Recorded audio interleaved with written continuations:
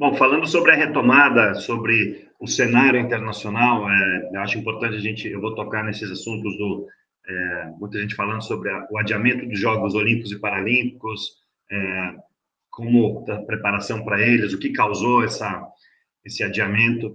Uma das coisas que, quando a gente discute a retomada, tem sido bastante claro para nós, no Comitê Paralímpico Internacional, que a Covid-19, ela destaca, ou ela realça muitas desigualdades nas diversas sociedades, seja no acesso aos serviços de saúde, seja na preocupação com determinadas comunidades, determinados segmentos da sociedade, e infelizmente a minha avaliação é de que também na retomada a gente vai ver algumas desigualdades. Por que isso? Porque fundamentalmente o que a gente tem observado é que as ligas, os movimentos esportivos que estão voltando, são aqueles que têm condições econômicas para fazê-lo na atual situação, né? Você tem muita incerteza sobre como lidar com a Covid. Cada dia a gente vê na imprensa, a gente vê novidades, ou a gente vê desmentidos de coisas que eram novidades há pouco tempo. Então, o que as entidades, em sua maioria, estão adotando? Programas muito robustos de testes e controle. Então, uma vez identificado um caso positivo, como controlar, como monitorar esse caso positivo. Tem alguns números interessantes, né? Uma partida de futebol movimenta cerca de 300, um pouco mais de 300 pessoas num estádio, mesmo com ausência de público. Então, testar todo mundo em todas as partidas, isso obviamente tem um custo muito alto, né? A gente viu o UFC também retomou, o UFC teve um caso positivo do Ronaldo Jacaré algumas semanas atrás, e 2 membros do seu staff, imediatamente eles foram separados ali para que eles pudessem, enfim, não contaminar ninguém. E esse nível de teste, esse nível de né, testar todo mundo, em alguns tipos de esportes ele é possível fazer, né? Mas quando você tem, por exemplo, um campeonato, digamos assim, europeu, mundial de atletismo, com delegações se deslocando de todas as partes do mundo, de mais de, enfim, 120 países, por exemplo, como você pode manter esse mesmo nível de controle? Eu posso dizer, pelo lado do Comitê Paralímpico Internacional, que de forma nenhuma nós estamos preparados para enfrentar ou para poder conduzir esse número de testes. Então, acho que é algo importante a gente ter em mente, que essa retomada, que está muito claro para nós que ela vai ser ditada pela ciência, ou seja, conforme nós estamos avançando em protocolos, tratamentos, obviamente a vacina é algo que está todo mundo buscando, a gente ouve falar de avanços, a gente ouve falar enfim, de boas perspectivas, mas até que você tenha uma vacina, realmente a gente vai ter que trabalhar em controlar o ambiente, em controlar quem está nos eventos, e simplesmente para algumas entidades não vai ser possível. Eu diria para a maioria das entidades não vai ser possível. O que a gente tem acompanhado, né, desde o Comitê Paralímpico Internacional, o aspecto científico, e a gente faz parte de um comitê de esporte e direitos humanos que debate semanalmente esse tipo ligado com a OMS, esses cenários possíveis. O que nos é muito claro é que se os cenários de quarentena e lockdown, eles são, não digo fáceis de implementar, mas são mais imediatos, né? Se decreta lockdown, quarentena nas diferentes cidades, estados, enfim, e se aplica. E você tem, obviamente, multas, policiamento, controle, mas ele é de uma vez. A retomada, muito provavelmente, o que a gente tem conversado com os especialistas, ela vai ser você vai avançar um pouco, vai recuar, porque você vai avançar, vai abrir um pouco, vai ter um caso positivo, você recua um pouco. Então, essa retomada, ela vai ser de indas e vindas. É o que tem nos apontado os especialistas na área de saúde. Então, isso demora, isso leva um tempo. E dependendo do ambiente esportivo que você tiver, você não pode simplesmente correr esse risco. Falando de Jogos Olímpicos e Paralímpicos, você tem nos Jogos Olímpicos 10.500 atletas, fora as comissões técnicas, fora voluntários, fora a equipe do comitê organizador, imprensa, pessoal ligado à transmissão de televisão, espectadores, e nos Jogos Paralímpicos números semelhantes, mas um pouco menores.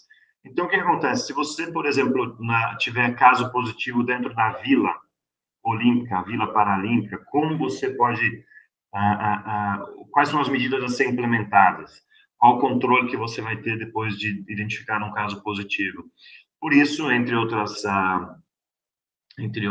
aspectos, os jogos foram adiados para o ano que vem, né? Eu queria comentar um pouco sobre isso, né? Já que eu dirijo uma organização internacional. Os jogos foram adiados e, como eu falei agora há pouco, a incerteza, na verdade, é a grande característica desse momento.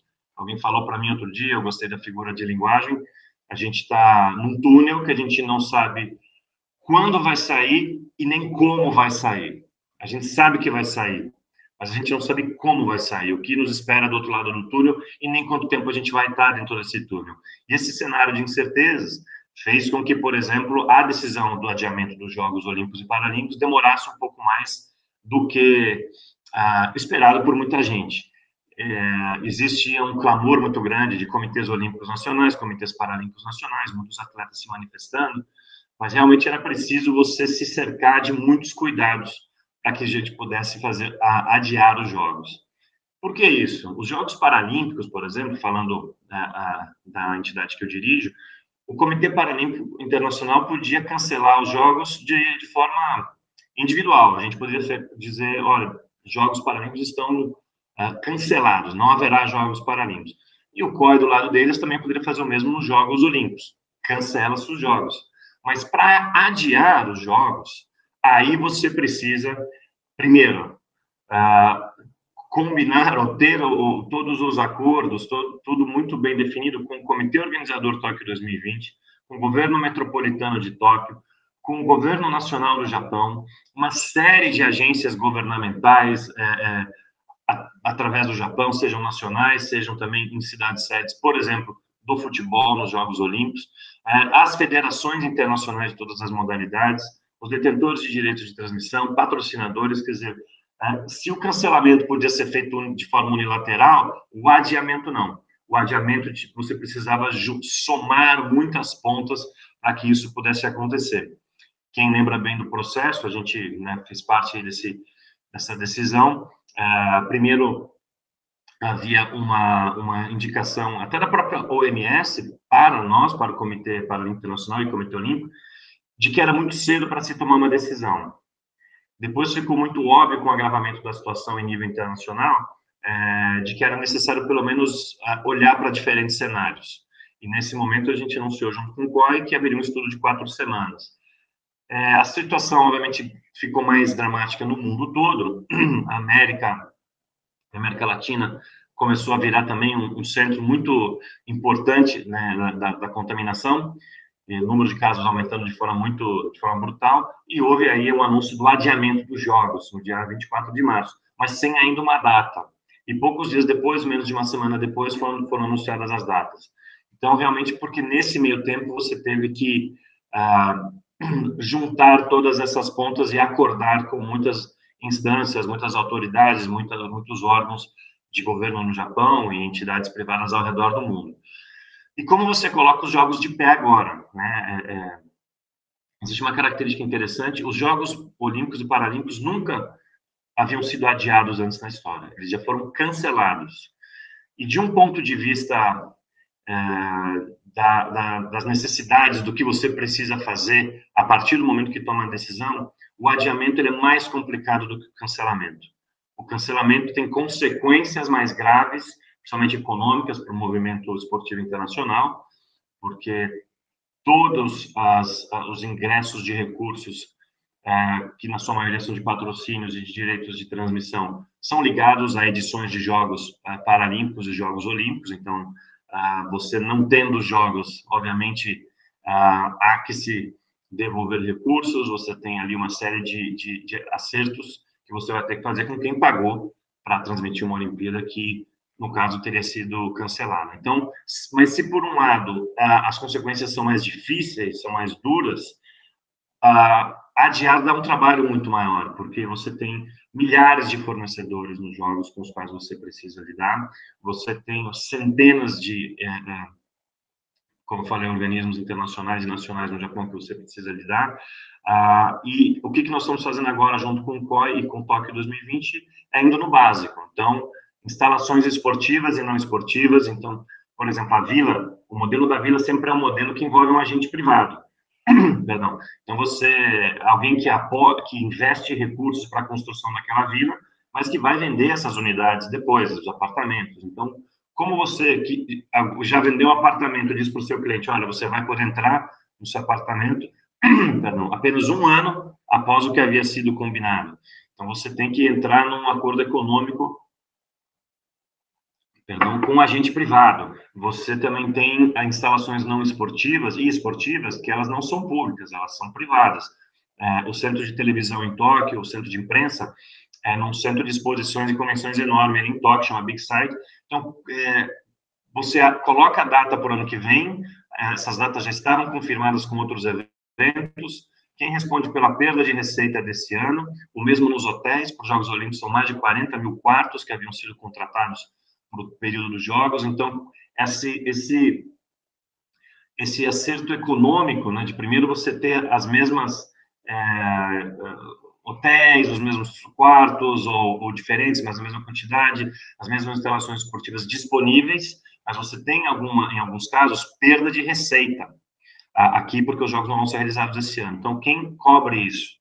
Então, esse é um momento que a gente está, e muito provavelmente são autoridades no Japão, o Comitê Olímpico Internacional, que vão encontrar os caminhos para, enfim, ressarcir, de certa forma, esses agentes. Então, na questão dos jogos, começando pelo básico, instalações, vila, para que a gente possa, aí até o final desse ano, um pouco menos, saber como serão, do ponto de vista de entrega, o que serão esses Jogos Olímpicos e Paralímpicos Tóquio 2020. Obviamente que eles só acontecerão com certo controle da doença, ou com o controle da doença, que muitas pessoas estão ligando diretamente à vacina, mas ele pode ser sim através do controle da contaminação ao redor do mundo. Se os números baixarem, se estiver sob controle, obviamente que isso ninguém consegue prever nesse momento, mas a gente precisa, e é o que a gente está fazendo agora, identificar o que serão ou o que seriam esses jogos ano que vem. Vão ser jogos diferentes, vão ser jogos, né? O esporte não pode estar desassociado do resto do mundo, então são jogos que vão ter que ser mais econômicos, jogos um pouco mais racionais do que os Jogos Olímpicos de edições anteriores. Então, em nível internacional, a gente está lidando primeiramente com os jogos, mas os jogos são a cada 2 anos, inverno e verão. Então, você tem muita coisa aí no meio que também é afetada. Então, as competições internacionais que não estão acontecendo e fazem parte do processo de qualificação para os Jogos Paralímpicos, para os Jogos Olímpicos. Os Jogos Paralímpicos têm um processo de classificação, onde os atletas têm definido a sua classe funcional. Então, como nós vamos oferecer essas oportunidades que são ligadas a competições internacionais, daqui até os Jogos do ano que vem. Nós temos funcionários, quer dizer, a gente tem uma preocupação também com o nosso corpo de funcionários, isso todas as federações internacionais têm, como trabalhar de uma forma diferente, que é no home office, com uma pressão enorme, muito maior do que eles jamais tiveram, com o adiamento dos jogos e do calendário internacional. Normalmente essas entidades internacionais, né, nós, por exemplo, temos 30 nacionalidades no nosso escritório, então são pessoas que estão longe das suas famílias muitas vezes, então tem a preocupação deles ali na Alemanha, nossa sede na Alemanha, que já está retomando, mas a preocupação com a sua própria saúde, no momento em que eles estão sozinhos, no momento em que a família deles nos seus países de origem também está enfrentando, então a saúde mental dos nossos funcionários é algo fundamental para que a gente possa continuar prestando o serviço que a gente tem que prestar, e obviamente aí para quem a gente presta o serviço também. É a nossa terceira ênfase, né? Primeiro, jogos, segundo, nosso corpo de funcionários, e o terceiro, e tão importante quanto os outros, os anteriores, é realmente os nossos membros, os nossos atletas, quer dizer, os comitês paralímpicos nacionais, muitos em dificuldade financeira. Essa é uma crise diferente, ela pegou mais forte nos membros que são mais sofisticados, que têm diferentes fontes de entrada de recursos, aqueles comitês paralímpicos nacionais que dependem exclusivamente de ingressos vindos do governo, eles estão, por incrível que pareça, numa situação um pouco menos difícil do que aqueles que têm muito mais apoio da iniciativa privada. Então, como nós podemos ajudá-los de forma diferente? Isso significa recursos, significa também flexibilização de muitas das nossas atividades, num cenário de muita incerteza, como, por exemplo, essa questão do calendário internacional. Hoje, nós não temos como prever de forma nenhuma a retomada das competições internacionais. A gente simplesmente não pode prever se vai acontecer em outubro, em dezembro, em fevereiro, em maio, em dezembro do ano que vem. Enfim, hoje você não é possível, é um cenário de muita incerteza, exatamente porque a gente não tem as condições, e a maioria das federações internacionais não tem, porque as nossas competições envolvem muita gente vindo de diversas partes do mundo, e a questão, obviamente, da capacidade financeira de testar absolutamente envolvido. Então, como a gente pode fazer e aliviar o impacto nos comitês paralímpicos nacionais, nos atletas, e aí as necessidades são as mais diferentes possíveis. Você tem países em que os atletas já estão retomando o treinamento, por exemplo, e você tem países mais simples em que os atletas estão com dificuldade para ter, enfim, comida, né? A gente está monitorando, está em contato muito próximo e tentando ajudar, tentando viabilizar, mas a gente sabe que alguns países atleta, eles têm a condição muito difícil financeira, o apoio que eles dão aos atletas simplesmente não existe, e os atletas não estão conseguindo subsistir. Então, como é que a gente está apoiando esses países? A gente está falando de países muito pequenos, que tem muita dificuldade de acesso ao sistema de saúde, enfim. Então, esse é o terceiro vértice aí da nossa atuação. Então, de novo, primeiro, jogos. Segundo, nós como organização, nossos funcionários, enfim. Terceiro, os nossos membros e, por via de consequência, né, os atletas, porque os atletas estão diretamente em contato com eles. E a questão financeira, né? Nós, como eu falei, a maior parte dos nossos ingressos são ligados às edições de Jogos Paralímpicos, que acontecem a cada 2 anos, então, e são muito de direitos de transmissão de televisão, patrocinadores, e normalmente o evento finalístico são os Jogos Paralímpicos. Então, é óbvio que muitos desses parceiros querem nos pagar o que está acordado próximo dos Jogos, ou seja, ano que vem. Então, foi um processo muito, ele não está absolutamente equacionado, digamos assim, 2020 está muito próximo de equacionar exatamente esse fluxo de caixa, receitas que nós esperávamos esse ano, com despesas que a gente também teria que fazer esse ano por conta dos jogos, então como ajustar isso para que a gente continue prestando os serviços que a gente tem que continuar prestando, no momento em que, de novo, a gente está todo mundo em home office, sem poder viajar pelo mundo, e com uma necessidade muito maior do que normalmente temos nos nossos membros filiados.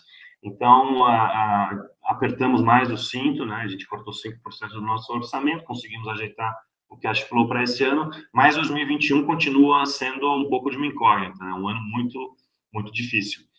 Para terminar, só duas coisas que me perguntam muito, se eu acredito que os jogos vão acontecer ano que vem. Eu acredito que os jogos vão acontecer ano que vem. A gente está trabalhando muito duro para isso, ninguém tem bola de cristal, e não é um otimismo barato. Eu acredito que as informações que a gente tem sobre pesquisas, sobre possíveis vacinas e controle, vão fazer com que na época dos jogos do ano que vem o mundo esteja preparado para entregar os Jogos Olímpicos e Paralímpicos Tóquio 2020, mas é uma situação muito difícil o caso de os jogos não acontecerem.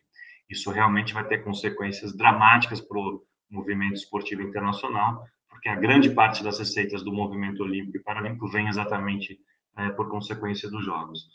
Os jogos existem seguros, obviamente, para a não realização dos Jogos Olímpicos e Paralímpicos. O COI tem a pólice deles, nós temos a nossa pólice, mas você não tem uma pólice para o adiamento, por exemplo. Então, nesse momento, a gente não conta com nenhum apoio financeiro vindo de seguradoras ou resseguradoras, o que seria uma situação diferente por ocasião de um eventual cancelamento do ano que vem.